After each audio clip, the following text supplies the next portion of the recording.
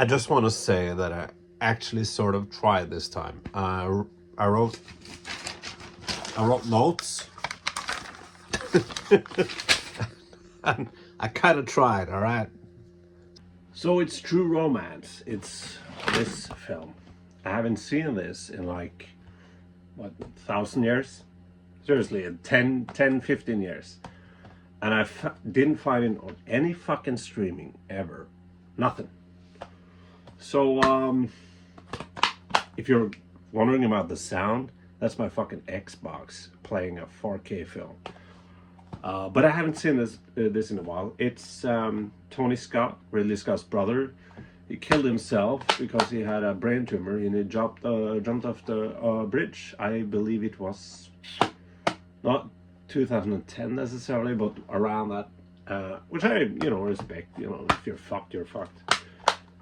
Tony Scott made Top Gun. He made Man on Fire, which I really enjoy. The NASCAR film with Tom Cruise. He made a lot more, but I'm blanking.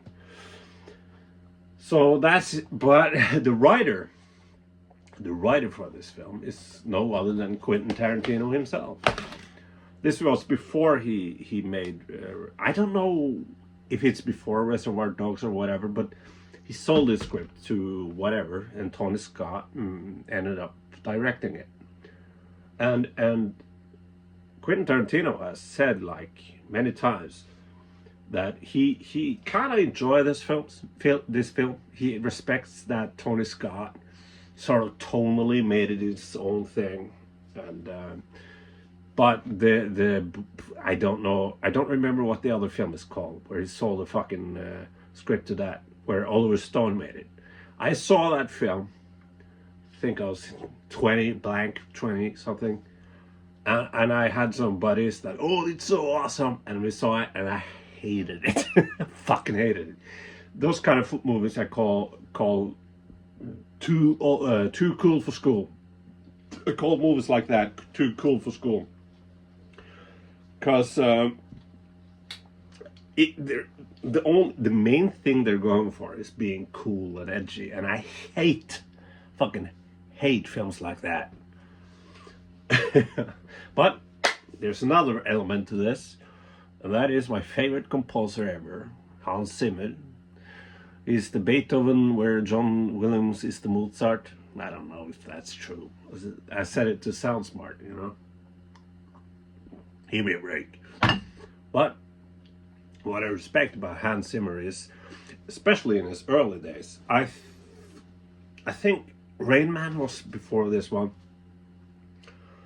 And I talked about this before. I think Hans Zimmer made a really well done drama. I really like the film, but he elevated it by incorporating like a pan flute and exotic types of instruments. Oh, there the Xbox stopped. Exotic types of instruments and everything, and he does it in this one too. Just think about how another composer would do that same job, and how Hans Zimmer elevates it. The love theme, what Hans Zimmer does? He understands fucking tone. He really understands the tone of the movie, and the music in this one understands the tone completely. All hail Hans Zimmer, I say. So you have the two main characters. I don't remember their This is a pattern. I know, whatever, fuck it. But played by Christian Slater and Patricia Arquette. If I'm not mistaken, Quentin Tarantino worked at a video store or something. And that's what fucking Christian Slater's character does too.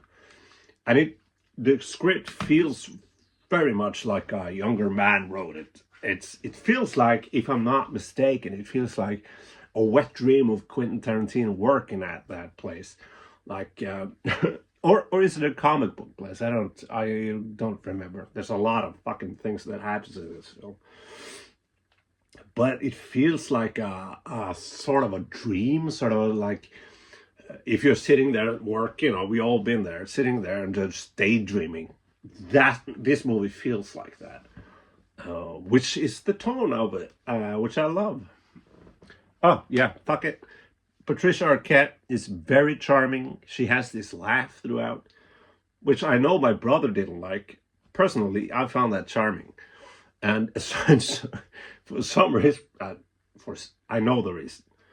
She, you can see her a lot in her bra. She has these outfits that you see the bra under, or you know, and you know, as a man, I can't, you know, hate that, but you know, I don't know if narratively that works, but what does work is that Christian Slater has birthday, and this Patricia Arquette character comes along in the cinema because Christian Slater is watching kung fu movies. He does that every birthday.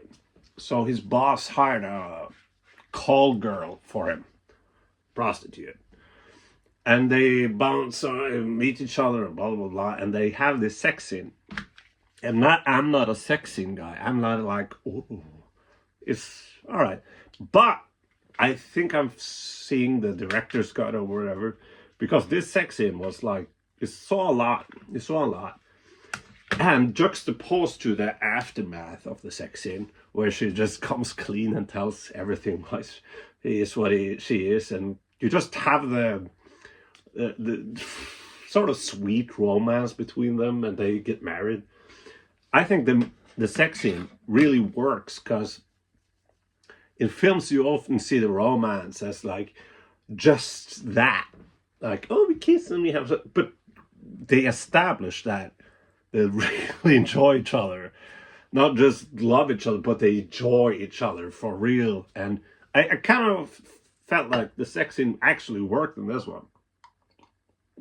So they fuck, they get married, and she talks about the pimp she has, played by Gary Oldman, and the pimp the pimp is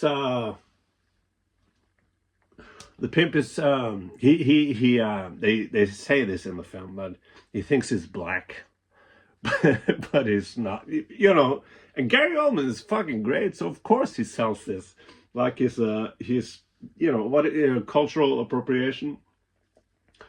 And he has his thing, and Samuel L. Jackson shows up and gets killed right away.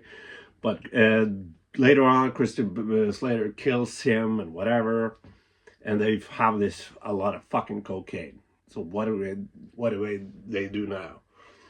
Well, jumping to Dennis Hopper, he was a cop before, but he is a security guard for some fucking thing. I think it's whatever, coast or, you know, some water thing. Something industrial on the coast. And they meet up, and Christian Slater asks him, can you help us? Can you just find out if the cops are looking for us? Which they ain't. So that's all right. And Christian Bale and Patricia Arquette goes to not Hollywood. Yeah, Hollywood, for fuck's sake. LA is still, at least. Then we get the fucking scene. The famous scene. And yeah, I get why it's famous. I just gotta say, since I've seen this as 3-4 times before this, but it's so long ago, and I always caught the Dennis Hopper character calling his dog Rommel. But now I saw it, and I'm not sure if it was Rommel or not. But if I'm just fucking wrong here, I think I made the character more interesting, because, you know, the Sicilian scene, right? You know, the Sicilian scene with Christopher Walken and everything, and Dennis Hopper, Christopher Walken is great. It's just one scene he's in, and he talks with, like, he has this fucking history, and characters like this is throughout the fucking film. But Dennis Hopper has this speech about Sicilians, and that the black people fucked a lot of women. That's why Sicilians have black hair and dark skin. Whatever. He says this to annoy Christopher Walken, so he shoots him. It's a great scene, and but I hope I'm not mistaken that before this happens, before he comes into the door and gets knocked out, he calls his dog Rommel. Rommel was an interesting character in the Nazi regime. He was killed in 1944, or car accident. He got Putin accident. He was in Africa, a strategic man on the German side, but he wasn't necessarily a Nazi. He was very honorable and a strategic genius. Or I don't know if to call it genius, but the thing was that he was involved in a conspiracy to kill Hitler, and that failed. And then he died of, I think it was a car crash. But he's a really interesting, complex character. I don't think he was a Nazi, but he enabled Nazis. But yeah, anyway. So if Dennis Hopper character calls his dog Rommel, that fits the character in the thing that he says later about black people in Sicily and everything. It's like, is he kind of racist? Is he kind of a Nazi sympathizer or not? Why Rommel? You know, because if you're a historian, Rommel is an interesting character, but he's also a Nazi, so you don't really know. So that for me, if I'm mistaken about that history, you know, information about history, that context made the scene even better for me. But can, you know, he maybe call the dog Rumble, which is less interesting, because I googled it and I found nothing. So the lie thing that Christopher Walken talks about, the eyes and whatever, he can see that's a lie in of itself. But it's being sold quite, you know, it's being sold in the context of the script, because he says that he's a Sicilian, and Sicilian knows can read people's lies. So in the context of the film, it's all right. I searched the fucking song in the background. That's Mozart, and that's from The Marriage of Figaro or something, and that's a comedy. I don't know what that means, but it works real well with the scene. I think I'll have that Chesterfield now. And yeah, I have notes, you see. And I love this line. Yeah, this is probably nothing, and it is, which I love. Dennis Hopper, first Christopher Walken says, "You want a Chesterfield, a cigarette?" And he says no. And then Dennis Hopper understands that he's fucked, and the last thing he's gonna do before he dies is smoke a fucking cigarette. Which, as a former smoker, scenes like that can be rough. But yeah, he asks, let me see, yeah, you got a match? And Christopher Walken searches for a match, and Dennis Hopper says, no, don't bother, I have one. And he takes up a match, and you know, just that's what I mean about dialogue.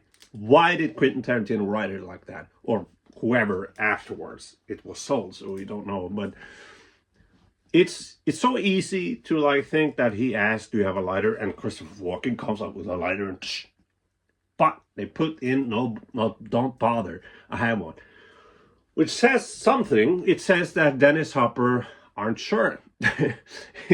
Maybe it's because he got thrown like surprised by these gangsters, or maybe because it just shows some sort of humanity and realism, that dialogue didn't need to be there at all, but it was. And it feels like, as a former smoker, I had like, after being at a fucking you know, drinking for 3 days straight, had in my pocket, I have like 20 lighters. So kind of gave it a humanity. We see the Hollywood thing, and Christian Slater and Patricia Arquette in a phone booth. You remember those? They call his friends Michael Rappaport, which is a flat-out Zionist nowadays. He flat-out Israel. You know, say what you will about, you know, fuck that, right? And, oh God, I'm gonna piss. So this defender of war crimes, he has a friend, he has a roommate, because he's an actor, and they see him in one audition and he just sucks. But he has a roommate played by Brad Pitt. And he's obviously a stoner, but every scene he is, which is just true, there's a lot of cameos in this film, which I enjoy. And every character has their own story. They're just like Christopher Walken is just in one scene, but he has so much there's so much life in every character. Anyway, so Brad Pitt is obviously a stoner, but for some reason you never see him smoke like weed, you know? You know, when you make, you know... Oh, what? God damn it. Anyway, so... and they meet up with the guy from Step by Step. I know he's from another American sitcom or whatever, but I don't know what the fuck that is. But the guy from Step by Step, and I enjoy this really well. Like, fuck, this is great. Because they want to talk about this deal. Like, they want him to talk to another producer in Hollywood so they can sell all this cocaine, right? Cocaine. I hate cocaine. But does it look like I hate cocaine?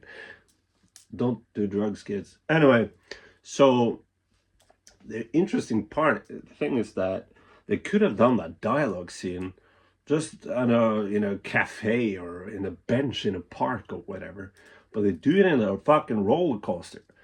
It's like, there you go. You keep it interesting all the time, you know? Keep it fucking interesting. Oh, fuck. Which I really, really enjoy. I like that. Fuck. I have notes. Yep. The guy with the mouth. Oh. The guy with the mouth. All right. So there's a guy with the mouth who talks like this. He was paralyzed or something. He was in Star Trek TNG, Most Toys. The story about Data being like a rare object, and he wanted to, whatever. Nobody cares about TNG, but he is a character actor. He's been in a bunch of things. And he plays like this angry fucking Hollywood producer. And he now, after the Me Too movement, he feels kind of like Harvey Weinstein, man. Not that he does anything like, but he has that thing going on. One thing I want to say, and this is not me punching the film or a dent to the film. This is just a personal thing. Public intimacy, public kissing. Hate that. I hate that. Like I'm sort of Blade, you know, half human, half vampire. I'm half extrovert, half introvert. I never liked people just being that, you know, open about things. You know, when you're into it, you're into it. But for us normal people, seeing people just blend, mix, spit with each other, it's uncomfortable. So I just wanted to say that. However, Alabama is her name. Patricia Arquette. Alabama is her name. So she goes back to the motel, I guess. And there, James Gandolfini shows up. And he looks like a fucking sociopath. Or a psychopath. I don't think they use sociopath anymore. There's all, whatever. They don't care. You know, psychology. This is not a psychology fucking channel. Well, sometimes it is, actually. But anyway. So he has this fucking face like I saw, just to give you a context, I have seen 1.5 seasons of Sopranos. And I'm The Wire, I love The Wire. The Wire I've seen like 6, 7 times. I love The Wire. So I've never seen Sopranos, and at last year I think, or no, the year before that, uh, I saw it because everybody talked about it, and I'm sorry to say I didn't get into it. I just fell off during season 2. I don't know. It's kind of old. I've seen things later on that I know it's like Star Wars 77. You gotta like go into the mindset that this is old, and I don't know. The Wire guy. Anyway, fuck that. So I have no like seeing James Gandolfini. I'm not like, oh, that's Tony Soprano. For me, it's this guy in this film, and he looks like a real fucking there. He has this look, sweat. Oh, Tony Scott loves sweat. And Alabama is just trying to laugh it off. And he's sitting there with a shotgun and saying, "Where's my Coke?" And here Hans Zimmer comes in and gives like really cool old school Hans Zimmer song melody, sad, and she just has fucking heart, man. She fights him off. He fucking beats her down, but she fights him off with everything she's got. Has like fucking thing. Yeah, what do you call it? With a knife and a scissor and everything, and it's swastika. Not a swastika. Not a swastika. But she has this, and she fucking takes it in his fucking foot, and then she smashes his head with a fucking sculpture, which is in the hotel room for whatever. And then he fucking drags her into the fucking bathroom, bathtub, and she's fucked up, and starts laughing. "You look stupid," and he looks at himself in the mirror and his blutter. And then she has like this hairspray, I guess, and a lighter. She fucking bursts the face off him, and then she fucking stabs him with the thing. It's great with this wonderful music in the background. And my beef with, I am a feminist. I support feminism as much as I can as a heterosexual man. Sometimes you just love tits, But not, did that sound rapey? I didn't want that to sound rapey. But I enjoy, like Wonder Woman 2017. She was feminine. I think that was what people loved. And she had like a Wonder Woman, that is, a mother thing going on. And you looked up to this feminine woman, this hero, And I'm so fucking tired of making heroines, female heroines, just making them like a dude, making them masculine. I hate that. And in this film, when she fights back at him, he's so much stronger than her, and he has the upper hand. She has like weak arms like me and everything. But she fucking fights him off, and she wins, in the end. I love that. That's a strong female character. And yes, you could say, why is she so much in the bra? Why do we see her as like in this skin piccolo? It fits the character, but yeah, I get. If there's a criticism there, I get that. But and there's some value to that. But I really enjoyed seeing her fuck him up and being a woman and not being like that's my fucking problem. Is like heroines, especially in the 90s and early 2000s, heroines were like, I'm a man in every single way. She's a man, except for a tight leather outfit with like tits like out there. I hate that trope. But before she does that, before she fucks him up, he has, okay, so he looks like a fucking sociopath, right? He's always been like this. But then she's on the ground, she's been fucked up and beaten and blood everywhere. And he starts with this monologue, and this is what I mean, man, about this script. Every character, every single fucking character, even if the character is in there for 5 fucking minutes or 3 minutes, that character feels three-dimensional and just great. And he has this monologue. He talks about the first person he killed and how terrible he felt, and that he vomited and it was awful. And then the second one was kind of just as bad, but he had done it before. And then the third one was easier. And he says, now I fucking do it just to see the expression on people change, expression on their faces change. That's so great. You think he's a fucking sociopath, but then he says that, and like, is he though? Is he a product of society? What happened to this guy? And that's fucking great. I love this. So Tom Sizemore is in the film.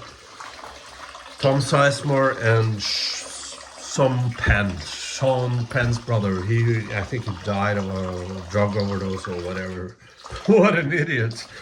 So then the step-by-step actor drives in a car without a fucking roof. I don't care. And gets a blowjob from the chick. So then this step-by-step actor drives in a car without a roof, and he has a lot of cocaine. He enjoys himself. That's terrible, and it shows that he's getting a blowjob, and that sounds awful. I never done that, but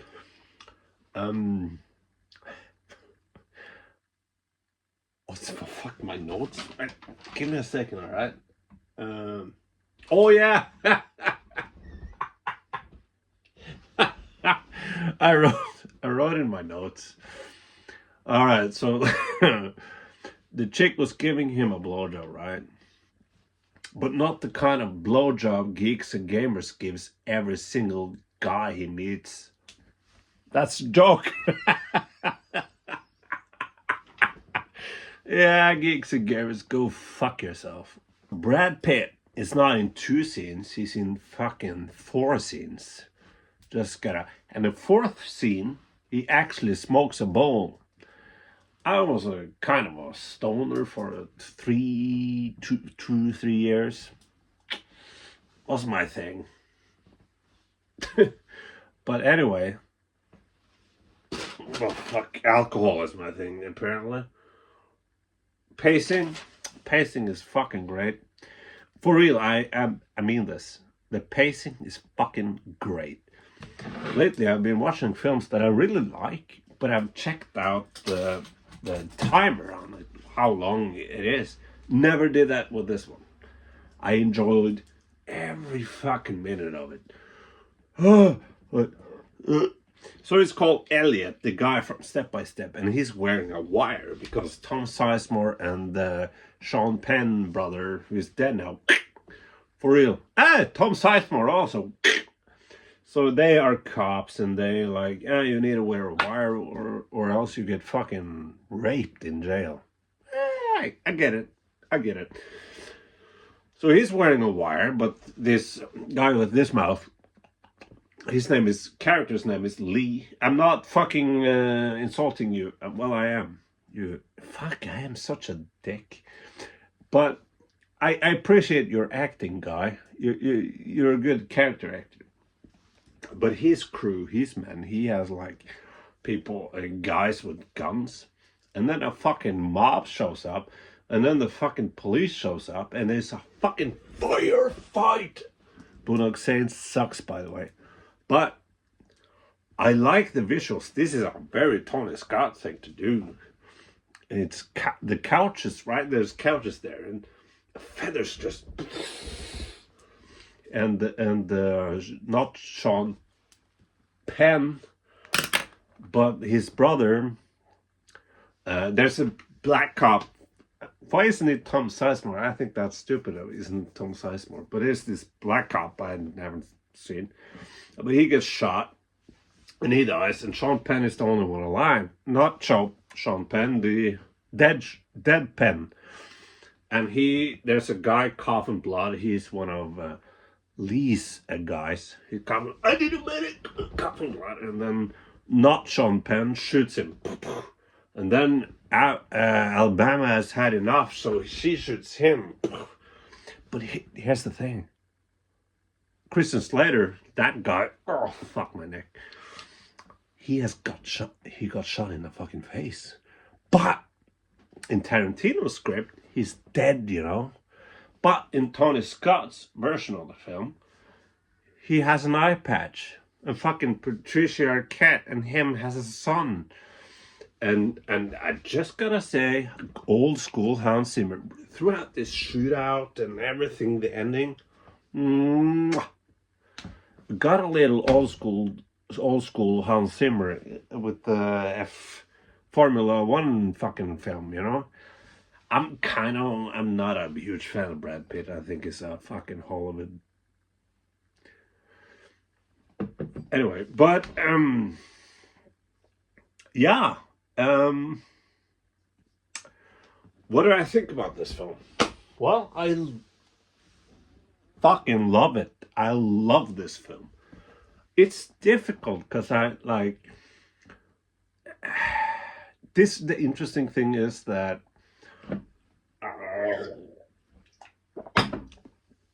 David Fincher is making a film with Quentin Tarantino script. Fuck, it's gonna date this video. Fuck. But fuck it, whatever. Fuck you. So, no, I appreciate you. Sorry, if you're still with me, I appreciate it. I'm a couple of beers in. So, it's just